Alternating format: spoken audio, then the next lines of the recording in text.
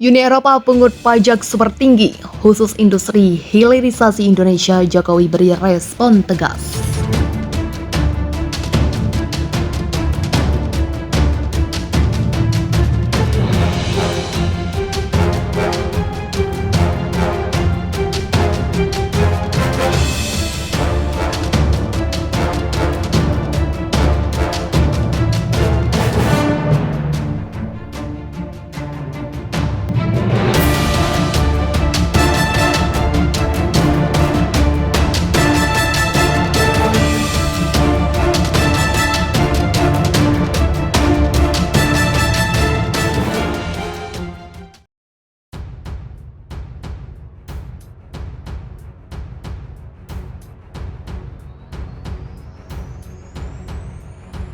Seperti yang sudah kita ketahui, persidangan WTO kian hari semakin alot.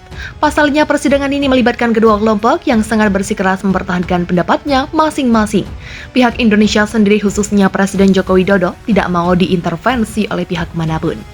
Presiden Jokowi memang menjadi salah satu pimpinan asal Indonesia yang berani mengatakan tidak kepada elit global. Jokowi telah memberikan beberapa perlawanan terhadap pihak asing.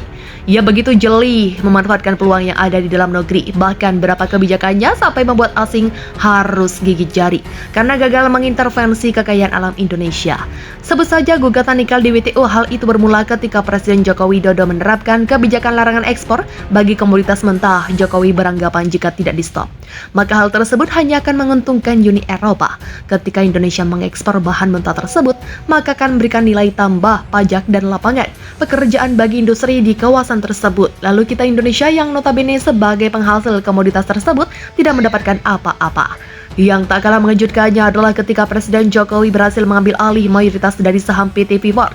Bahkan dalam sebuah kesempatan, Presiden Jokowi mengatakan bahwa jangan pernah terpikir lagi bahwa Freeport itu milik Amerika. Lantas bagaimana dengan taktik baru Presiden Jokowi melawan gugatan Uni Eropa? Memang ada beberapa alternatif yang cukup ekstrim dan perlu dilakukan oleh Indonesia. Namun hal tersebut tentunya harus dilakukan oleh pemerintah Indonesia agar kedaulatan industri di dalam negeri terjaga. Sebagai informasi tambahan, ternyata Presiden Jokowi mendapatkan banyak dukungan dari berbagai pihak untuk melawan gugatan Uni Eropa tersebut.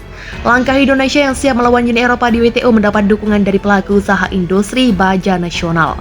Hal itu menjadi sesuatu yang baik karena seluruh elemen di dalam negeri sepakat untuk melakukan hilirisasi industri.